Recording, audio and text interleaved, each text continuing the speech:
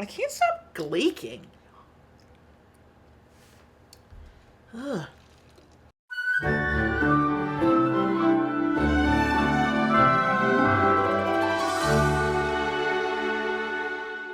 Welcome back to Every Disney Movie Ever. My name is Jess and I'm watching Every Disney Movie Ever. Today I'm going to be talking about Descendants. Descendants is a 2015 Disney Channel original movie. It's about Mal, Carlos, Evie, and Jay getting to go to the good guys' school.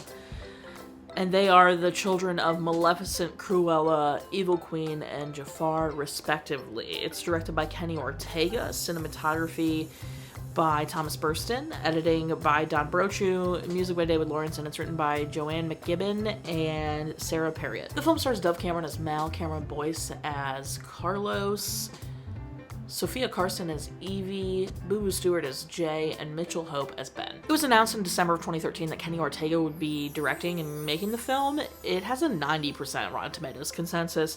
Memorable songs and excellent casting helped turn Descendants into a decidedly wicked musical romp.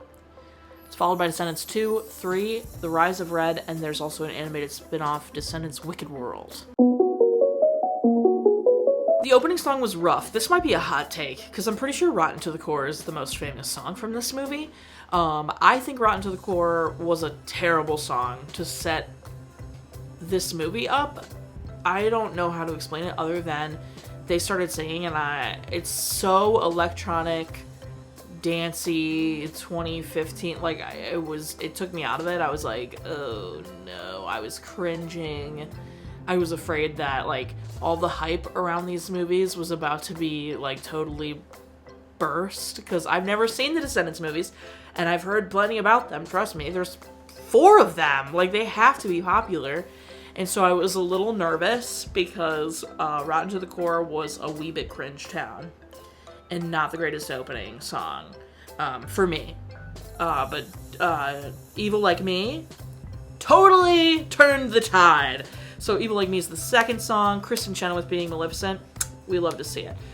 Evil Like Me totally turned the tide. What a fun song. Completely different vibe than Rotten to the Core, which I was so in for. And then Ben's love song for Mal, the Did I Mention, I think is what it's called. I know that song is also very popular. That was also a pretty good song. Then, I do want to note that, like, halfway through the movie, we had only heard 3 songs, and it's, like, close to a 2-hour movie, so a whole hour of the movie, we had only heard 3 songs, which is kind of crazy, because it's supposed to be, like, a musical, which it is, but sparse, which I get, because we're, like, covering a lot of story, which is fine. Totally cool with that. Then Mal has, like, a love song, like, Mal has her own song about, like, she doesn't know if she can do this with Ben or whatever, and that song was fine. I didn't like the way it was like portrayed in the film because it felt very music video. I was like, okay, so this was the song they wanted to like cut out of the movie and play on Disney Channel because it was filmed like a music video, and I was like, oh, this is supposed to be a musical, like what I mean, like it's filmed like a music video. The little sad song, I think it's like maybe If Only or something, I don't know. That one was cute, fine. The Be Our Guest rap, I didn't hate it at the beginning, but then they started rapping and I was like, what are we doing? I'm not on board with this. I didn't love that at all. The last song, which I think is like Set It Off or Send It Off or something, that was fine. It was like a closing number. It reminded me of the closing number of High School Musical 2 where they're all just like standing all over the pool. It was giving that. Like it had nothing to do with the movie. You know, it wasn't like bored out of what was happening. It was like specifically to be a song at the end of the movie. Does that make sense? So overall, I do think some of the songs are hit and some of the songs are miss, but I did enjoy a handful of them, so that was nice. I was really glad that I ended up enjoying some of them, because after Rotten to the Core, which like outside of this movie, Rotten to the Core might be a bop, right? But like in the movie, I was like, oh no, what are we doing? But it was fine. All worked out. There is so much lore dropped in the first 2 minutes of this film. I had to pause it to write it all down, because in the literally the first 2 lines of the movie are like, Belle married Beast, Beast united all the kingdoms and became like the one king, and then he vanished all the evil villains to an island and put them all behind a magical barrier where they can't use magic and be villains anymore. Like, literally the first 3 sentences out of her mouth. I was like, whoa, whoa, whoa, whoa, whoa! And I, like, paused it to write it all down, because I was like, what? First of all, Belle marrying Beast, fine, obviously, that's assumed. Beast uniting all the kingdoms and kind of, like, creating one kingdom. Like, whoa, why does he get all the credit for this? What the heck? I don't love that. And it's called, like, Auradon or something. It's kind of Aurora-ish. Auradon? I think it's Auradon. Because, like, Auradon, I think. Something like that. And then they're on the Isle of some crap, you know, and they're all, like, villains and stuck over there. And it's very, like, it's very classist, right? So, like, all the rich royal kids get all the best stuff, and then all the villains and their kids live in, like, you know, the shady part of town. Does that make sense? Like, it's very classist. It's definitely has some classism going on. But I was just like, whoa, whoa, whoa. And then it's Cruella, Jafar. So, Beast and Belle's son, Ben, is going to be crowned king at the age of 16. Don't ask me why. And he's decided as his first proclamation as king, like, soon to be king, he wants to allow the villains' children to come to school on their island, like, their land, because he doesn't think the villains' children should be blamed for what the villains did. Which, like, go off, king. The 4 kids that get to come over are Cruella's kid, Maleficent's kid, Jafar's kid, and the Evil Queen's kid. Right off the bat, the assumption that any of these people had children is insane to me. Like, it's just funny. Like, the Beast and Belle having a child, sure. But, like, Cruella DeVille, like, I thought she was an old lady. Like an actual, you know, and then the Evil Queen, I think, wouldn't want to risk not being the fairest of them all. So I can't see her having a child with them. Maleficent? I guess. Yeah, and then Jafar, don't know why he would do that, but it's, anyway, you suspend your disbelief for the sake of the thing, right? It's funny, it's cool, like, Descendants, right? It's a fun time. The modern aspects of this were stupid. Like, right in the beginning, she's like, no Wi-Fi. I'm like, ew. Like, we're in a fictional land. Like, why are we talking about Wi-Fi? And then they said something about cell phones. It plays no important factor whatsoever, so they could have removed all of that entirely and it not been a part of the movie. Like, no kids are ever on cell phones in the movie. So, like, they could have literally just deleted the line about Wi-Fi and deleted the line about cell phones, and then the kids could have ridden over the bridge into the land in a carriage instead of a limo, and problem solved. Like, it could have been in a fictional fairy tale land, but no. It's like Oregon or something, and it's like modern Wi-Fi cell phone tablet moment, and I thought that was stupid. So everyone is a descendant of someone, right? So, like, the fairy godmother has a daughter. Audrey is Aurora and Philip's kid. We meet Lonnie, who's Mulan and Shang's kid. Although they never say Shang, she just says she's Mulan's daughter, but, like, come on. And then, we never meet... Oh, yes, we do. Prince Charming and Cinderella have Chad, who is he's the freaking worst, and that makes me really mad. Justice for Prince Charming and Cinderella. Like, I can't deal with it. And then, I don't know if we meet Snow White's kid, but we see Snow White briefly. And then obviously Ben is Belle and Beast's child. So, like, we meet a lot of... Also, they don't give Beasts, like, a prince, like, a king name. He's just still Beast. Like, I'm like, what the... That's not his name. So we need to name him. Disney needs to come out and be like, yeah, okay, we're gonna stick with Prince Adam. Like, we're gonna stay with it. Like, it's ridiculous. Anyway, the movie starts, like, kind of cringy. You get a ton of information in the first minute. The opening number's a little cringe town. And then it finally, like, it starts setting up this plot that, like, Ben wants to bring these 4 kids over, give them an opportunity, and then these 4 kids are with those villains, and the villains are like, here's what you need to do while you're over there.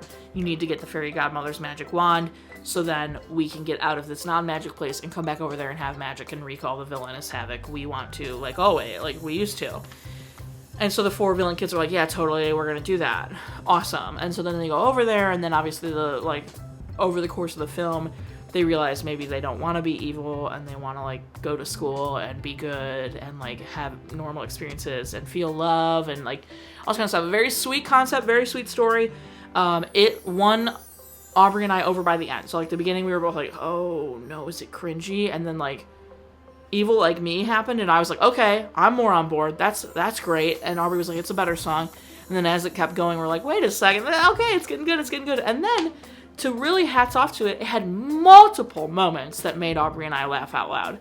The first one that I remember is the coach talking to Jay and being like, I'll show you something you've never seen before, a rule book. And like, that took me out. I thought that was really funny.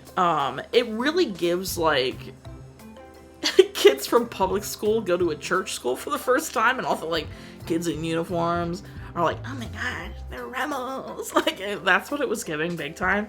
All of them slowly starting to like school was very sweet.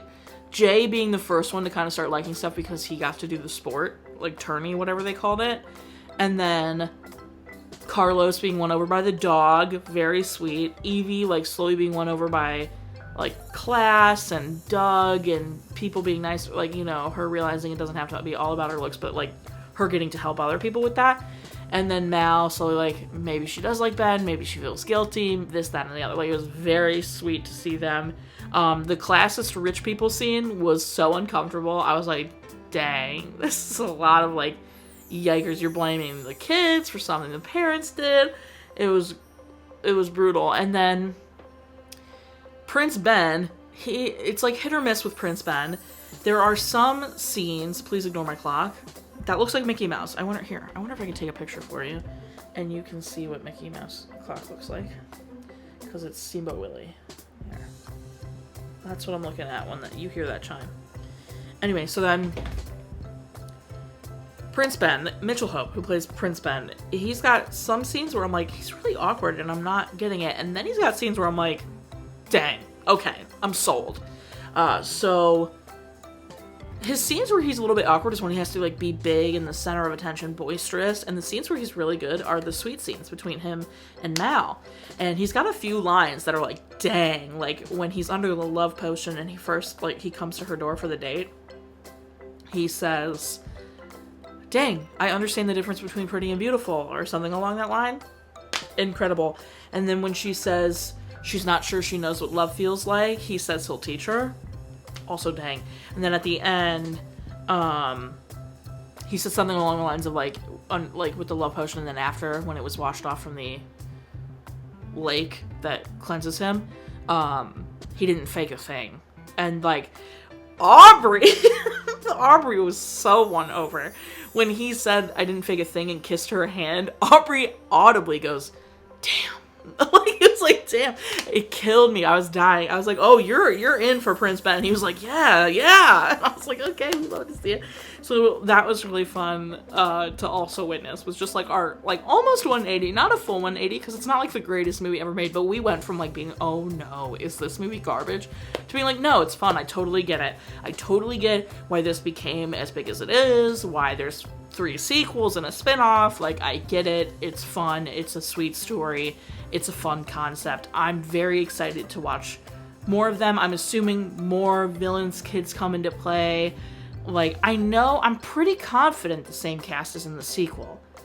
But I actually have no idea. And then I'm assuming we bring in, like, new, because I don't think Dove Cameron does it after a while, and I know Cameron Boyce passes, and, like, so we'll see what happens. But it was fun. It was a very fun, cute thing by the end of it.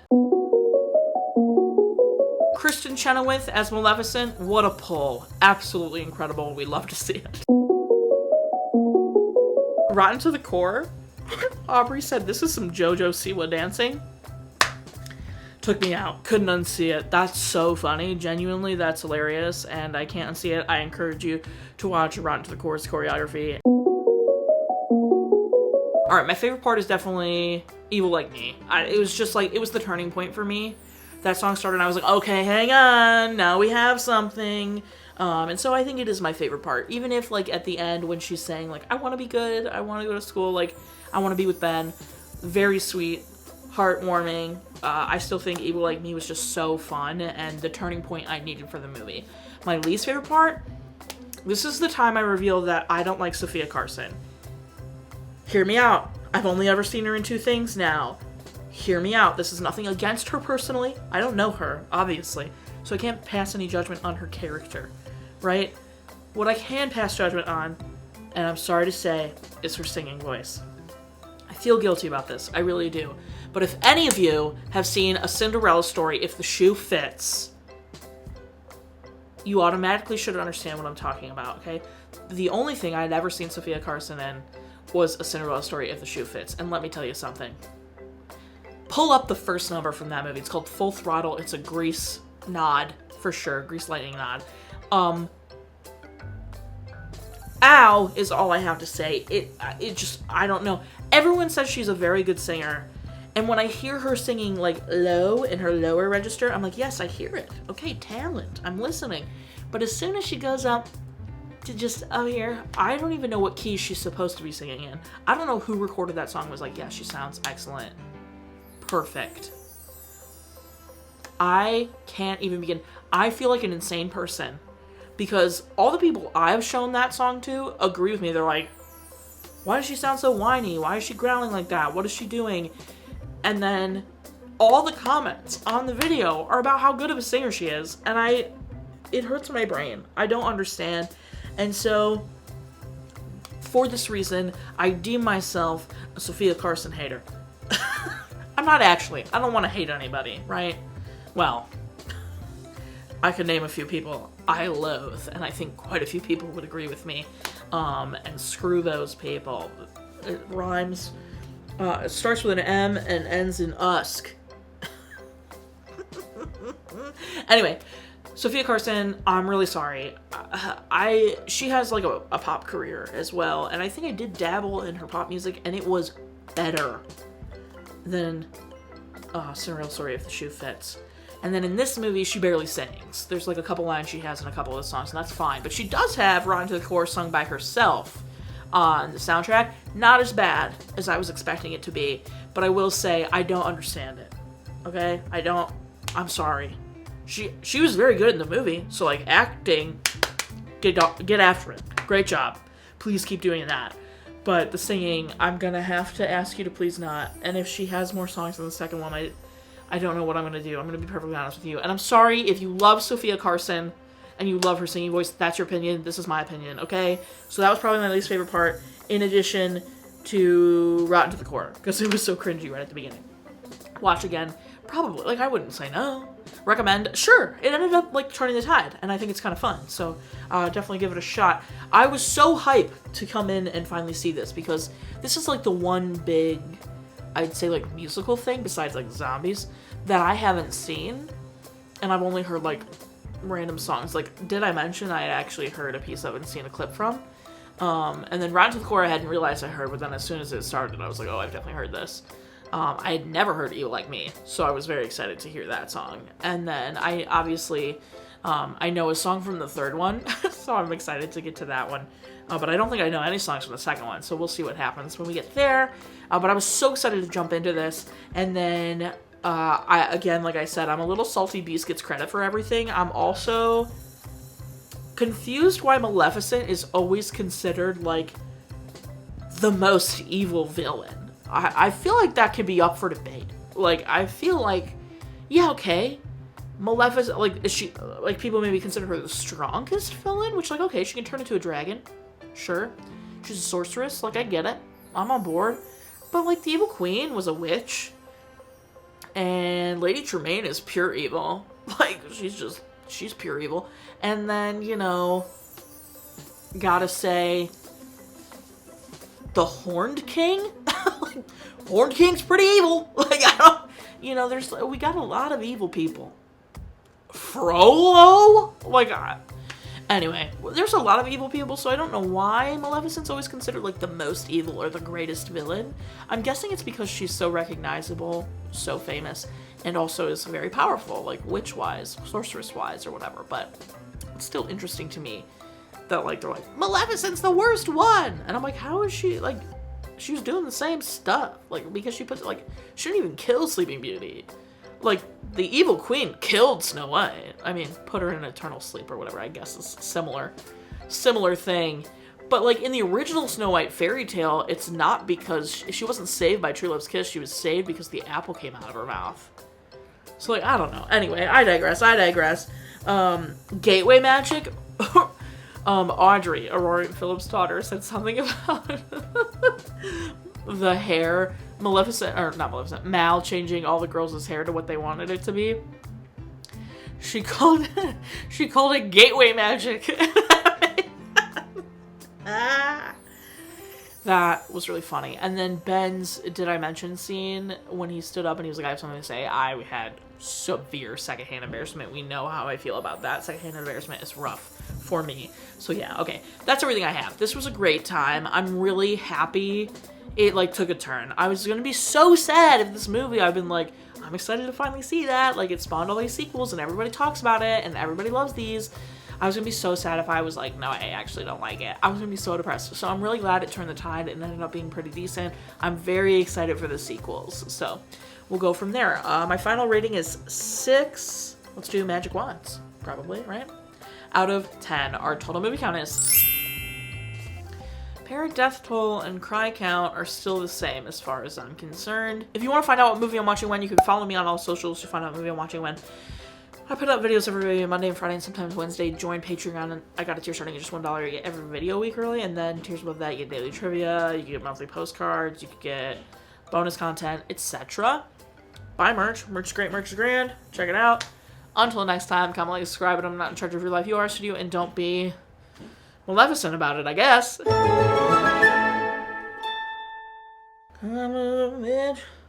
I should have known better. I